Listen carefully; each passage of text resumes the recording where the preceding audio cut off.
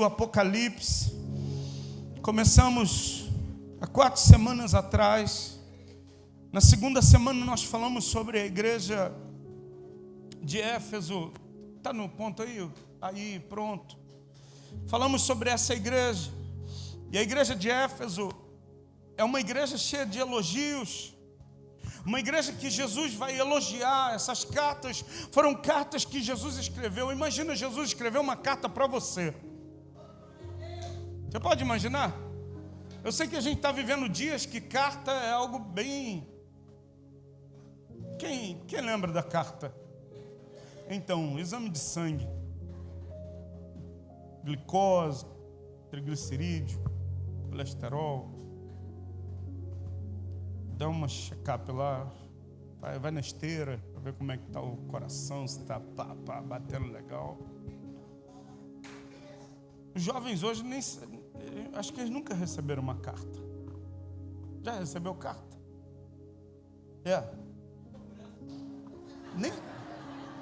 Nem o Rafael te deu uma carta?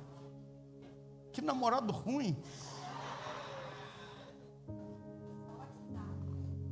Escuta, quando eu namorava a Cristiane, ela gostava de escrever, ela sempre gostou de escrever. Eu nunca fui bom em escrever. Ela falou, você não vai escrever para mim? Eu falei, vou. Eu peguei um papel desse tamanho, escrevi, eu te amo, cheirosa. Ela falou, só isso? Eu falei, toda a minha essência está nesse papel. Mas ela escrevia muitas cartas.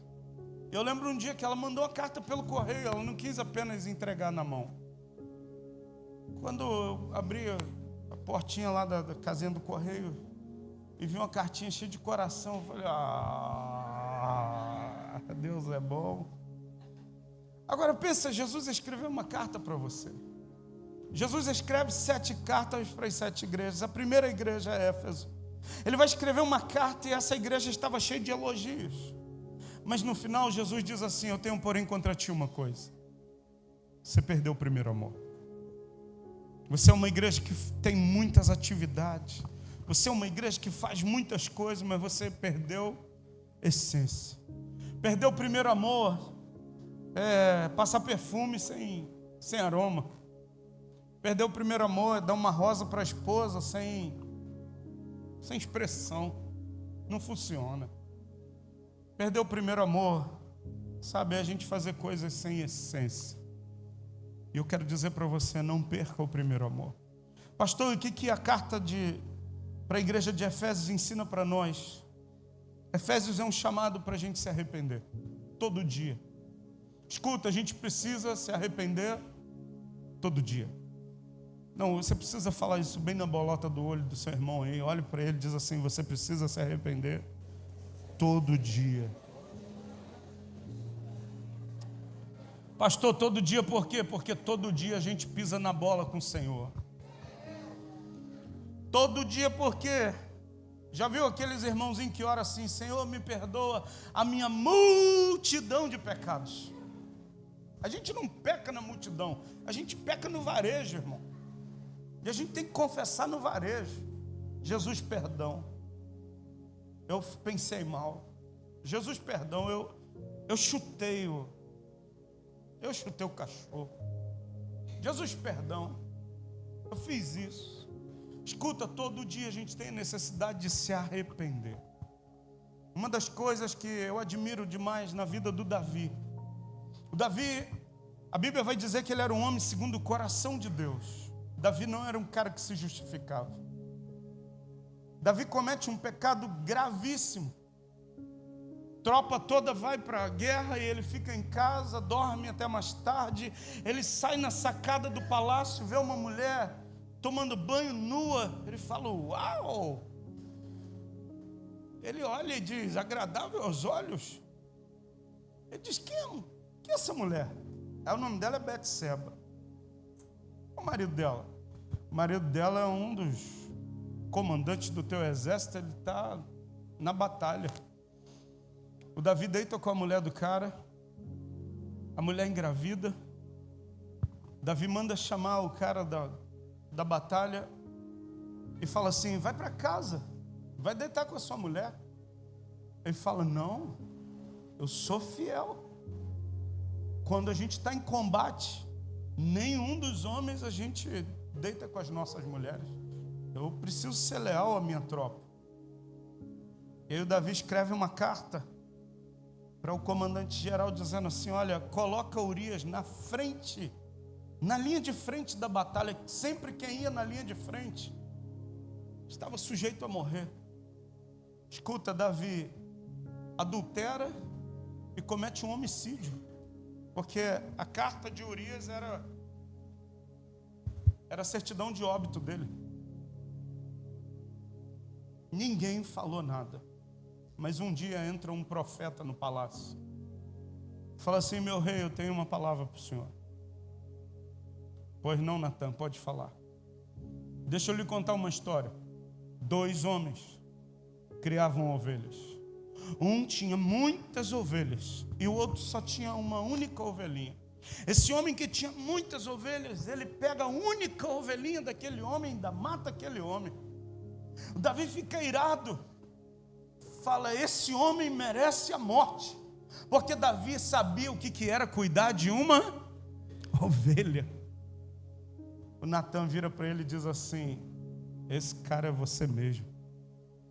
Porque você tinha todas as mulheres do palácio, mas você se deitou com a mulher do Urias.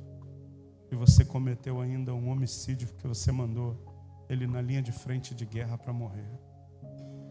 Escuta, Davi não contenda não vai entrar em guerra com Natan, mas a Bíblia diz que ele se arrepende.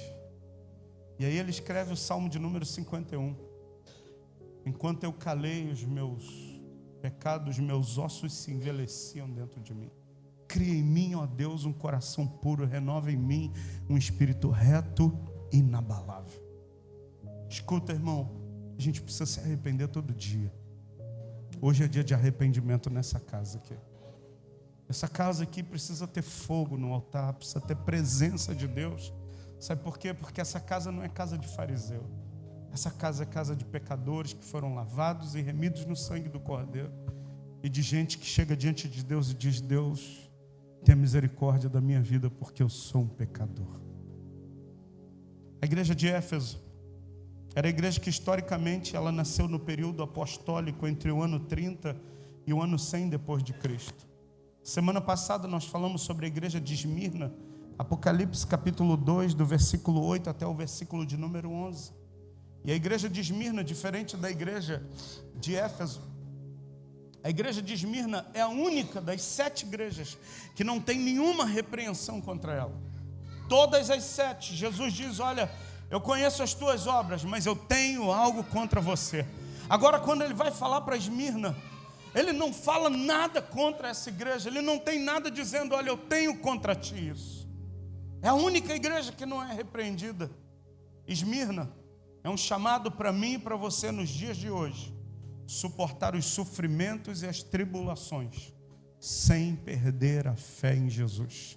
Eu quero dizer para você: suporte os sofrimentos e as tribulações do tempo presente. A igreja de Esmirna, historicamente, ela nasce no período da perseguição, porque Éfeso é o período apostólico, porque logo depois do advento dos apóstolos, a igreja nasce ali. Pedro começa a pregar, 3.000 pessoas se convertem na primeira pregação de Pedro. A segunda pregação, a igreja agora já tem 5.000 pessoas. Esse período se estende até o ano 100, mas do ano 100 até o ano 313, aí começa uma perseguição sobre a igreja começa a ser perseguida. Nesse tempo de perseguição, só permanece de pé aqueles que são fiéis a Jesus. E eu quero dizer, querido, a gente está muito próximo de viver uma perseguição. Escuta, esses meninos e meninas aqui já estão sendo perseguidos na escola, na faculdade. Falar de Deus na faculdade é repreendido. Estava conversando com o Rodrigo na festa do aniversário da igreja. A gente estava conversando, ele falou do que o filho dele passa na escola, porque ele confessa o nome de Jesus. Escuta, é um tempo onde a igreja precisa ter firmeza, entender: eu vou suportar até o fim, mas Jesus é o Senhor da minha vida. Você está entendendo isso aí, sim ou não? E hoje eu quero falar sobre a igreja em Pérgamo. A igreja de Pérgamo, ela representa a igreja que permanece fiel, que precisa, na verdade, permanecer fiel. Pérgamo vai nos ensinar a não deixar um negócio chamado permissividade. Pastor, o que é isso? É aquela velha história do não tem nada a ver, pastor. Ah, mas isso não tem nada a ver. Ah, mas isso aqui todo mundo está fazendo. A gente começa a abrir algumas concessões, a gente começa a abrir algumas portas, e a gente começa a trazer, sabe, tudo aquilo que é lixo lá do mundo para dentro da casa de Deus. E a gente começa um sincretismo de coisas, onde a gente começa a misturar a nossa fé com outras práticas. E eu quero dizer para você, querido, o que depender do pastor, da pastora, falo por mim e por ela, a gente não vai permitir, nós não seremos permissivos. Pecado para mim continua sendo pecado e deve ser tratado. Pecado a gente não deve flertar e muito menos namorar com ele. Pecado, eu não devo tolerar o pecado. A gente precisa tolerar o pecador, mas o pecado jamais deve ser tolerado. O pecador, ele deve ser amado, o pecador deve ser respeitado, o pecador deve ser assistido, o pecador precisa ser, sabe, abençoado pela igreja de Jesus. A igreja precisa abençoar essas pessoas. A gente não tem que rejeitar, colocar muros dizendo, não, você não entra aqui. Não. O pecador a gente ama, mas o pecado nós rejeitamos, abolimos, não abrimos concessões e nem portas de permissividade para o pecado entrar. Pastor, por que o senhor está dizendo isso? Porque a igreja de Pérgamo, ela estava num período chamado período imperial, que vai pegar aí do ano 313 até o ano 600, mais ou menos, depois de Cristo. Pastor, o que é esse tempo? É o tempo onde passou a perseguição. Escuta, tem uma música que tem sido cantada muito, que diz, a perseguição não parou a igreja, o Coliseu não parou a igreja, era a igreja da época perseguida. Só que um imperador, um cara, ele chamado Constantino, ele entendeu assim, cara, não dá para lutar contra eles. E ele diz assim, eu tive um sonho, e nesse sonho eu tive uma visão da cruz. E ele diz se converter, e quando ele se converte como imperador, ele faz, sabe o quê? Vamos fazer o seguinte, a igreja vai parar de brigar. O Estado vai parar de brigar com a igreja, vamos unir. E ele começa agora a dar ordens para a igreja. Os bispos e papas da época começam agora a ser dirigidos por esse camarada chamado Constantino. E aí é o tempo do declínio da igreja, onde a igreja começa a permitir algumas coisas acontecer. E eu quero dizer, todas as vezes que a igreja permite, sabe, que tudo que está lá fora entre e faça parte do altar, Jesus sai de cena e fica só o homem aqui figurando. E eu quero dizer para você, querido, a igreja aqui vai continuar de pé, adorando a Jesus, servindo a Jesus, tendo seu posicionamento de fé. E a gente não vai flertar com o pecado. Olhe para o seu vizinho e diz assim, flertar com o pecado é assinar a tua certidão de óbito. Apocalipse, capítulo de número 2, a partir do verso de número 12. Você está comigo aí? Então vamos lá. Ao anjo da igreja em Pérgamo escreve: estas coisas diz aquele que tem a espada afiada de 2 gumes. Jesus já começa batendo no negócio. Essas coisas diz aquele que tem a espada afiada de 2 gumes. Conheço o lugar em que habitas, onde está o trono de Satanás, que conservas o meu nome, e não negaste a minha fé. Ainda nos tempos de Antipas, minha testemunha, meu fiel, o qual foi morto entre vós, aonde Satanás habita.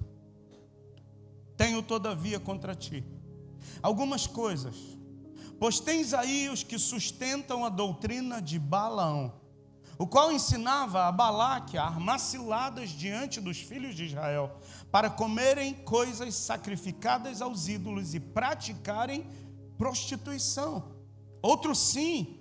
Também tu tens os que da mesma forma sustentam a doutrina dos nicolaítas. Portanto, arrependa-te, e se não, eu venho a ti sem demora, e contra eles pelejarei com a espada da minha boca. Quem tem ouvidos, ouça o que o Espírito diz às igrejas.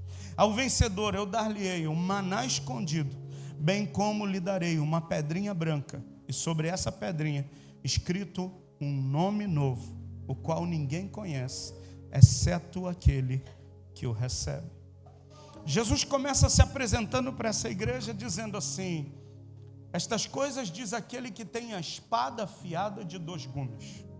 A carta começa, Jesus já metendo o pé na porta e dizendo: olha, quem está falando com vocês é quem tem a espada afiada de 2 gumes. E essa espada, o outro texto vai dizer que ela penetra até onde tem juntas e medulas, ela começa a dividir pensamentos e intenções. Pastor, o que significa essa espada de 2 gumes? Essa espada de 2 gumes significa que Jesus é aquele que se apresenta para essa igreja dizendo assim: eu sou aquele que executa juízos. E eu quero dizer, meu irmão, todas as vezes que a gente abre portas, de permissividade, deixando o pecado entrar na igreja, Jesus, ele se apresenta e ele traz juízo. E eu quero dizer para você, meu irmão, uma das coisas que eu não quero de Jesus é o juízo dele vindo sobre a minha vida e sobre a sua. Você está entendendo isso aí, sim ou não? Pastor, por que o senhor não quer? Porque o juízo de Deus é diferente do juízo dos homens. O juízo dos homens é... a balança do homem é enganosa, mas a balança de Deus é... pensa a balança mais precisa que tem. E tem um texto que diz assim: Nabucodonosor, você foi pesado na balança e foi achado em falta. Pensa Deus te colocar numa balança e medir. E aí no final a resposta é: você foi pesado na balança e tu foi achado em falta. Sabe o que é isso? Tem juízo para você. E eu quero dizer para você, querido, que a minha luta, todas as vezes que eu subo nesse altar aqui, é subir com as mãos limpas e o meu coração puro.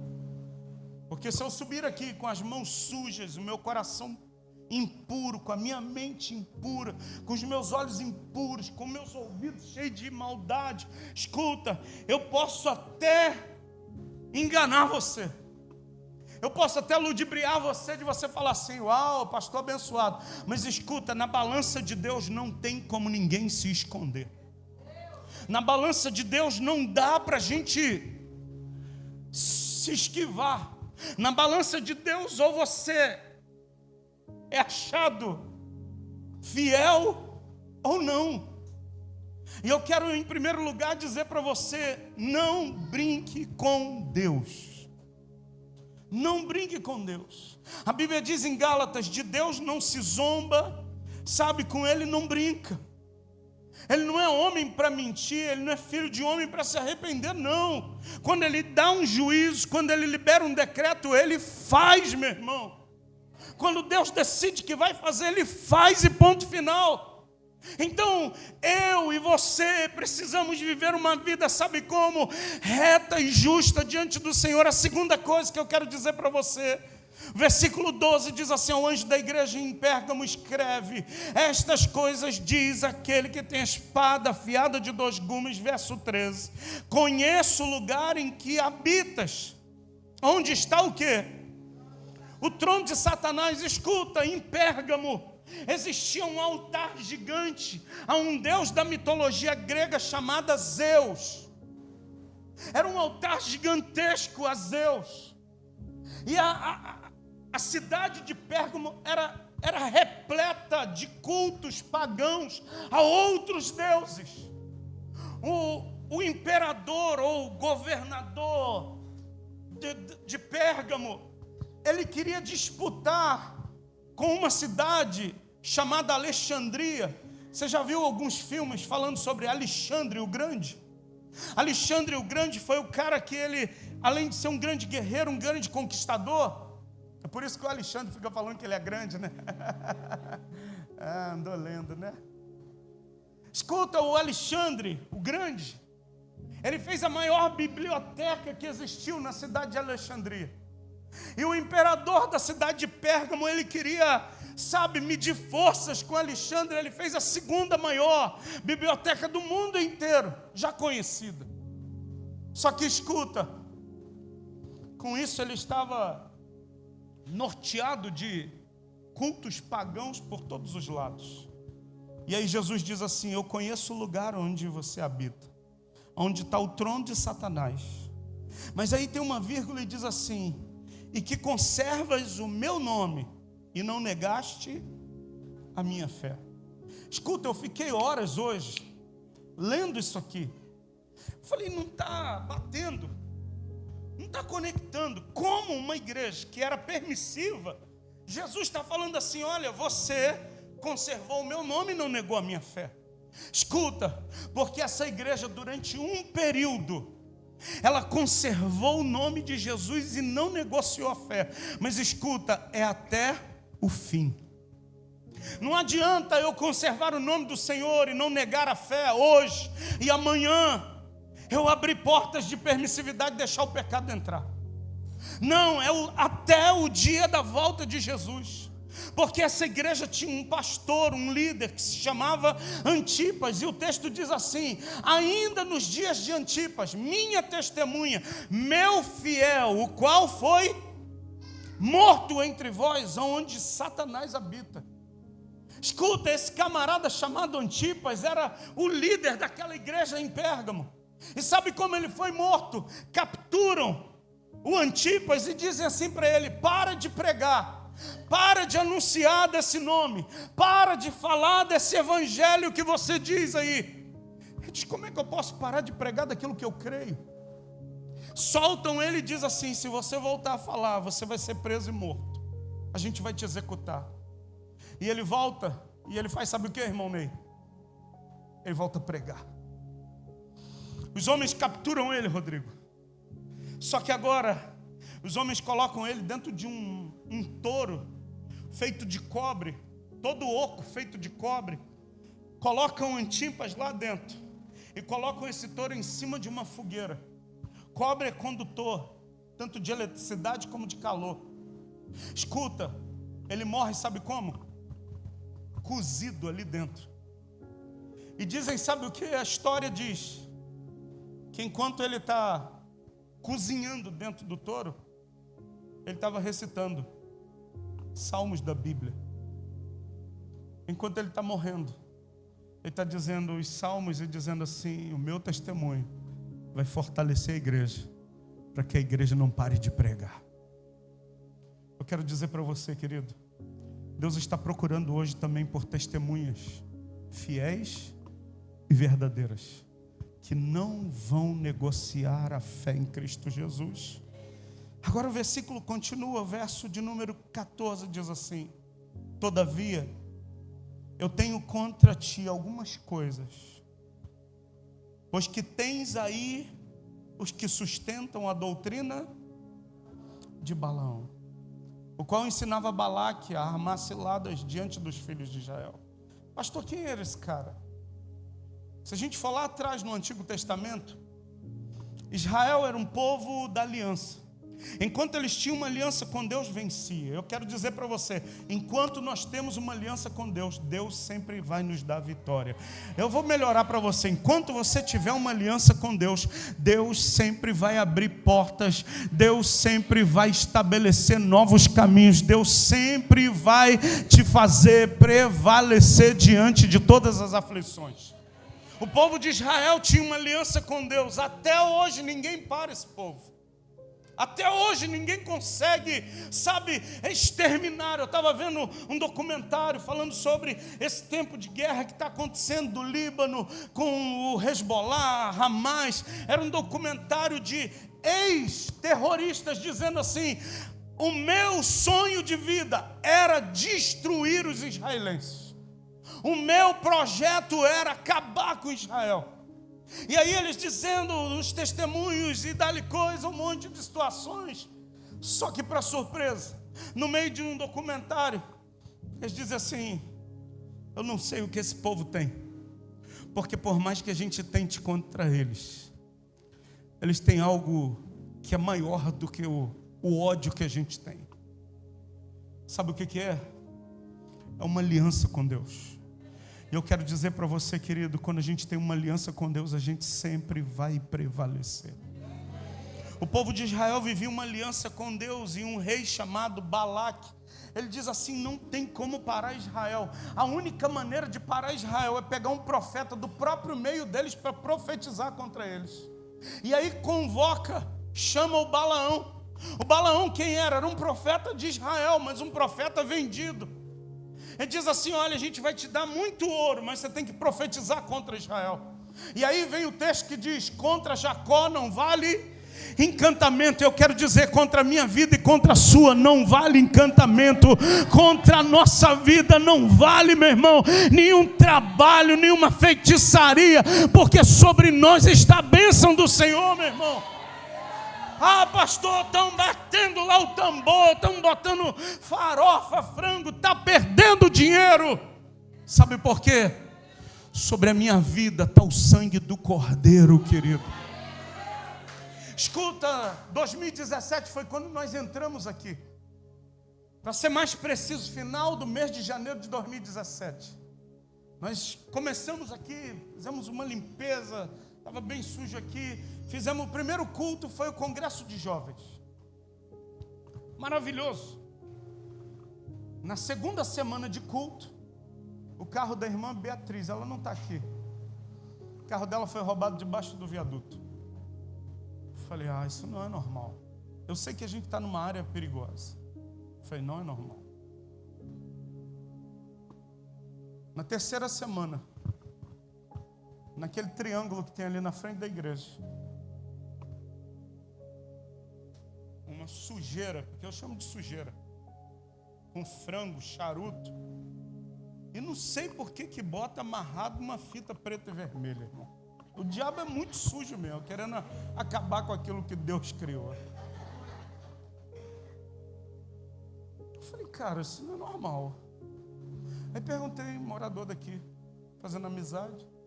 Falei: é normal acontecer isso? Ô pastor, moro aqui 2 anos. Nunca vi um despacho aqui. Eu falei: eu sei por que está aqui. Sabe por quê? Porque a igreja de Jesus chegou. E onde a igreja de Jesus chega, o inferno se incomoda.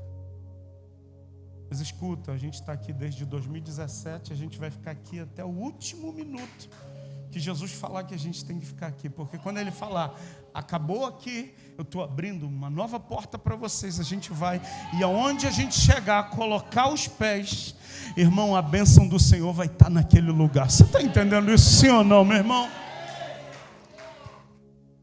Balaque entendeu, só um profeta deles mesmo que pode amaldiçoar. E aí o Balaão é pago, e muito bem pago. Ele diz assim: olha, tem que trazer frango, farofa, isso.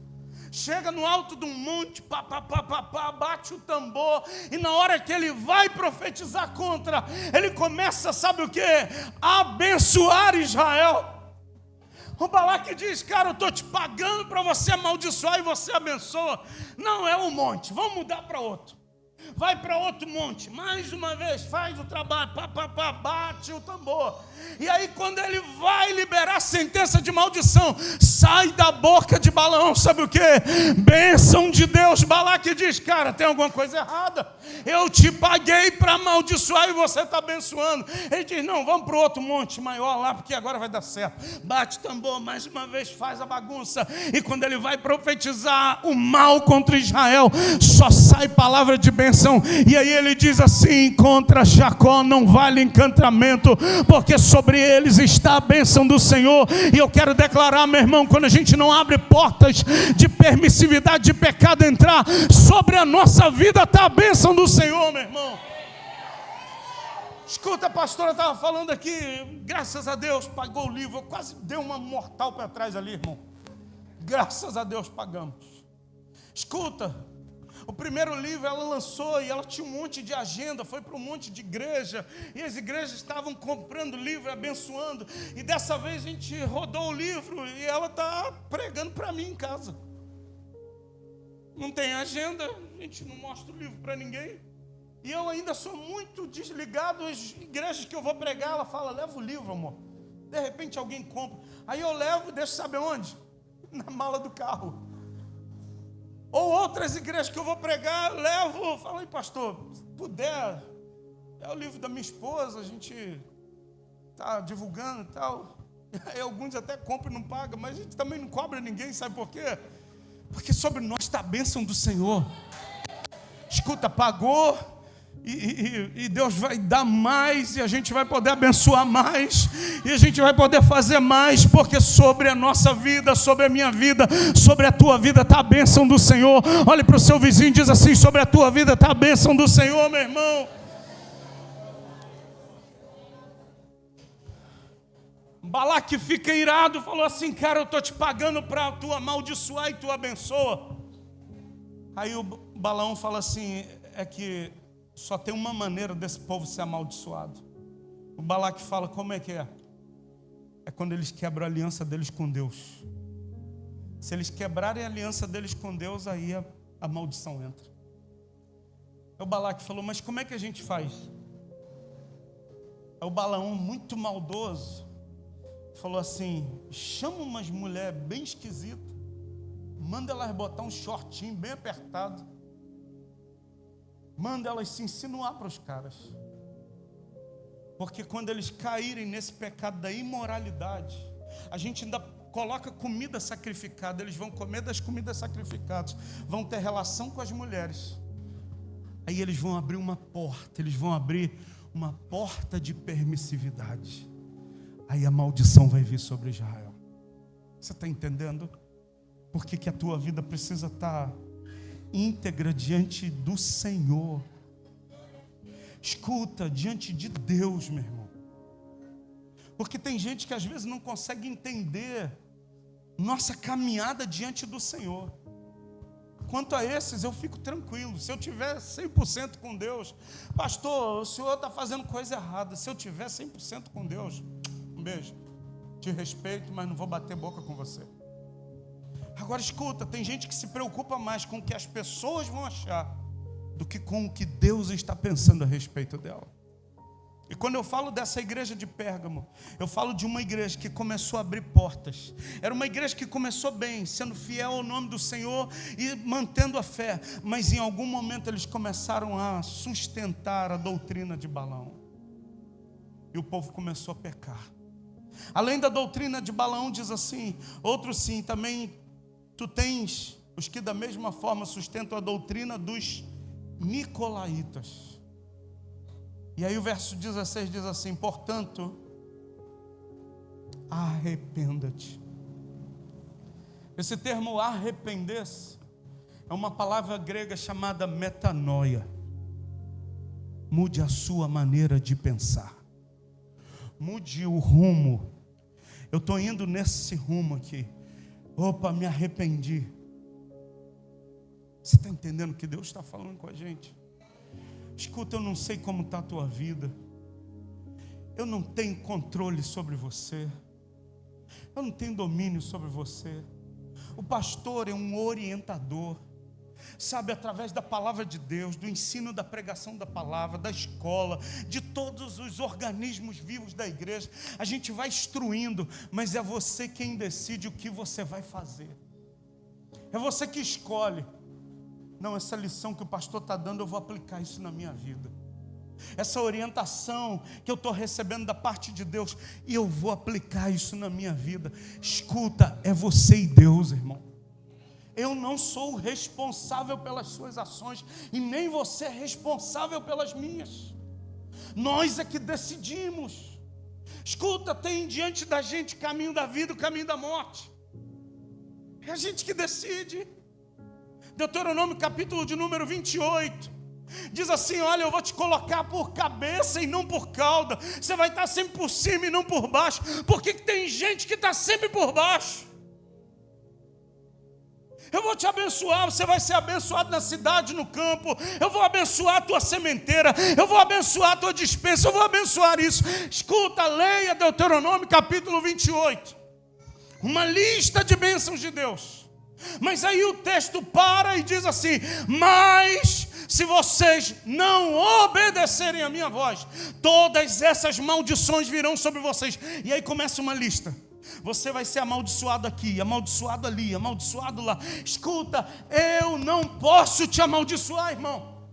Eu já fiz vários gabinetes de gente dizendo assim: o pastor me amaldiçoou. Quero dizer, com todo respeito, não estou aqui para disputar com ninguém e nem para falar mal de ninguém, mas pastor não é para amaldiçoar.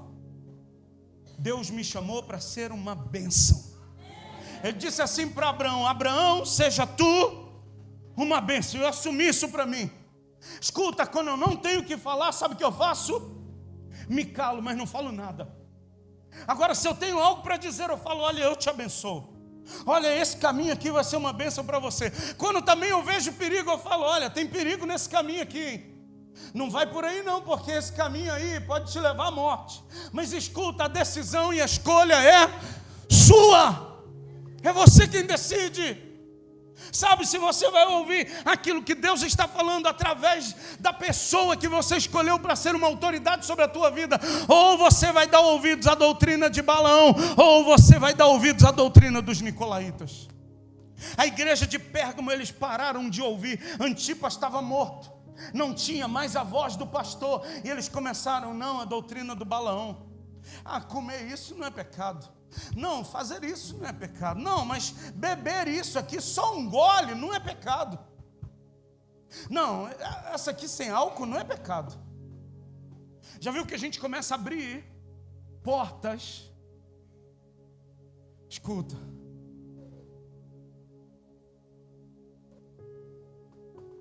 Essas portas, quando a gente começa a abrir, a gente já caiu. Mas a gente nem percebe que a gente já caiu. Mas ainda que você esteja me ouvindo hoje e você tenha caído, Jesus está dizendo hoje que tem um lugar de arrependimento para você. Alex está aqui, ó. Achou um lugar de arrependimento. Eu estou aqui. Achei um lugar de arrependimento. O Raí está aqui. Achou um lugar de arrependimento. O Rafael está aqui. Achou um lugar de arrependimento. A pastora está aqui. Achou um lugar de arrependimento. Escuta, você pode achar o teu lugar de arrependimento hoje. A mensagem hoje não é: você não presta, você é isso, você é aquilo, você vai queimar no inferno, você vai dar tudo de errado na sua vida. Não. A mensagem hoje é: tem um lugar. Se eu estou andando num caminho que não tem agradado a Deus, tem uma palavra de Deus: arrependa-se. Se arrependa. E aí olha o que diz o texto, versículo de número 17, eu encerro. Quem tem ouvidos? Quem tem? Você tem ouvidos? Escuta, é quem ouve. Eu falei aqui no domingo que uma das coisas importantes na vida de um pastor e uma ovelha é o ouvido. É a gente ouvir. A ovelha é o animal mais manso que existe. É manso. Mas a ovelha, ela não briga, ela é dócil, é carinhosa, é amorosa. Mas ela tem uma mucosa aqui no nariz dela que atrai mosca. E a mosca pousa ali, só que ela não tem mão, igual a minha, você para abanar. E ela fica irritada com aquela mosca, só que aquela mosca pousa ali e ela deixa uma verme ali. Essa verme entra pelo nariz e vai até o cérebro. E a ovelha, ela quer se livrar daquilo, mas ela não consegue.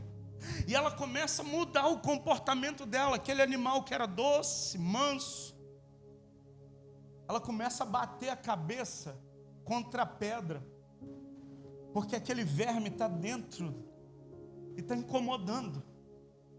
Aí ela começa a bater a cabeça contra outras ovelhas e machucar outras ovelhas, porque ela está com problema. E aí o pastor, quando identifica isso, ele fala: essa ovelha, uma verme entrou. Ele pega aquela ovelha, coloca ela no meio da perna, prende ela e pega um vidro de azeite e ele sufoca aquela ovelha no azeite. Você já viu? Hoje está muito em costume fazer lavagem nasal no narizinho da criança. Eu fui fazer com a Raquel, quase que a pastora me bateu. A Raquel fez um escândalo tão grande, não resolveu nada e trouxe mais problema ainda, porque incomoda. Mas o pastor agarra a ovelha e começa a jogar o óleo, porque aquele óleo vai entrar e vai arrancar, e ele só para quando ele vê aquela verme saindo. Aí ele solta a ovelha. Agora ela está normal de novo. Ela já não está mais ferindo outras ovelhas, ela não está mais se machucando, se mutilando. Escuta, às vezes tem ovelha que Satanás botou uma verme, e aí ela fica se batendo com outra ovelha, ela fica brigando com outro, ela fica reclamando do pastor, ela fica batendo com a cabeça. Escuta, precisa de cuidado. Quem tem ouvidos, ouça o que o Espírito diz. Ao vencedor eu vou dar um maná escondido. E a última coisa, bem como lhe darei uma pedrinha branca. Sobre essa pedra estará escrito um novo nome, o qual ninguém conhece, exceto aquele que recebeu. Diz a história que nesses tempos onde o texto foi escrito, quando um filho nascia, colocava-se o menino no colo do pai, e o pai, quando reconhecia, esse filho é meu, ele pegava uma pedra branca, ele dava o nome e escrevia o nome do filho, Nilson Messor Júnior, e entregava aquela pedra para o filho, e aquele filho guardava e levava aquela pedra até o último dia da vida dele. Sabe por quê? Aquela pedra era a pedra da filiação. Eu tenho um pai, ele me deu um novo nome. Escuta, Jesus te deu um novo nome. Quando você ouve e assume o seu posicionamento diante de Deus, escuta, tem uma pedra branca que ele vai escrever o teu nome. Ele vai dizer: esse aí é o meu filho, é o meu filho, é a minha filha. Eu quero dizer para você, encerrando a minha mensagem, a igreja de Pérgamo fala da gente não abrir portas, permitir o pecado entrar. O pecado não vem. Você já passou naquelas casas que chamam de artigo religioso? Caramba, que lugar fedorento, irmão. Que lugar estranho. Tinha uma que eu passava, que tinha uma imagem, acho que era do meu tamanho, ou até mais alta. Não sei por que bota o vermelho e preto. O inimigo é muito sujo. Bicho vermelho e preto, com um tridente, um sorriso bem macabro. Não sei também porque bota um cavanhaque. Não sei. Um chifre e um rabo. Escuta, Satanás não se apresenta assim. Você foge, mano. Você vai embora. Satanás se apresenta, sabe o quê? Com uma oportunidade muito boa. Satanás se apresenta com uma coisa muito agradável, uma coisa muito gostosa, com uma coisa que vai te dar muita vantagem. É assim que ele se apresenta. Ele jamais vai se apresentar: eu vou matar e destruir a sua vida. Ele faz isso quando você já está oprimido, amarrado, preso. Ele diz: agora eu vou acabar com você. E aí você diz assim: eu não tenho força para sair. A gente já fez libertação com pessoas que elas diziam assim: eu não consigo me libertar, isso me prende. Eu lembro de um processo de libertação de um homem que estava aqui na igreja. Eu orava por ele, aquele homem ficava endemoniado e mandava embora, irmão, ficou horas. E ele já estava perdendo as forças. Teve uma hora que ele falou assim: pastor, Por favor, me ajuda, pastor, eu não aguento mais. E ele começou a chorar, daqui a pouco, e veio para cima de mim para pegar meu pescoço. Escuta, ele estava lutando ali, uma luta, um combate, uma guerra. Porque Satanás estava oprimindo a mente dele, dizendo, você não pode. E aí a gente teve um entendimento da parte de Deus, olha, você vai confessar agora que Jesus é o Senhor e Salvador da sua vida. Você vai confessar que a partir de agora Ele é quem governa a sua vida. Ele, quando ia falar Jesus, e começava. E a gente foi guiando ele. Hoje está liberto, salvo em Cristo Jesus. Escuta, irmão. Satanás, ele quer oprimir a tua vida. Satanás, ele quer deixar você amarrado. Eu quero encerrar com a história de um elefante. O elefante, bem pequenininho, filhote ainda, o dono, domesticando ele ou adestrando ele, pegava uma corda, amarrava o pescoço dele e amarrava num tamborete. E ele ficava dando voltas no tamborete. Só que aquele elefante foi crescendo, crescendo, crescendo, chegou na fase adulta. E ele continuava com uma corda bem fina, amarrada no pescoço e no tamborete. Sabe por quê? Porque desde pequeno ele foi adestrado. Você está preso a esse tamborete com essa corda. Ele tinha muito mais força do que aquela corda. Ele poderia arrebentar a corda, acabar com aquele tamborete por causa da força que ele tinha. Mas ele não tinha consciência. É exatamente isso que Satanás quer fazer com a igreja. Quer fazer com que você pense que Jesus não é o Senhor da sua vida. Ele quer fazer com que você pense que você é um pobre coitado, que Jesus não está te dando a mínima, que você não é filho de Deus coisa nenhuma. Mas eu quero hoje acabar com todos os argumentos do diabo e dizer que você, sabe, é filho de Deus não por causa de merecimento nenhum, porque ninguém é filho de Deus por merecimento. Nós somos filhos de Deus por causa da graça de Jesus. Nós recebemos a Jesus no nosso coração e a Bíblia diz, todos quantos o receberam, deu-lhes o direito de se tornarem filhos de Deus. Eu sou filho de Deus porque um dia eu entreguei a minha vida para Ele. Ele passou a ser o governador da minha vida, o Senhor da minha vida. E quando Satanás diz assim, não vai dar, Júnior, não vai dar certo, você não vai para frente, isso não vai acontecer, eu digo, você é mentiroso desde o início, porque quem é o Senhor da minha vida e quem diz o que eu posso ou o que eu não posso é aquele que me comprou com precioso sangue que foi derramado na cruz do Calvário, meu irmão. Pastor, o que o senhor quer dizer com a igreja de Pérgamo? Não aceite as mentiras do diabo. Porque você tem um lugar junto de Deus, um lugar de filho. Eu queria que você ficasse em pé, eu quero orar por você.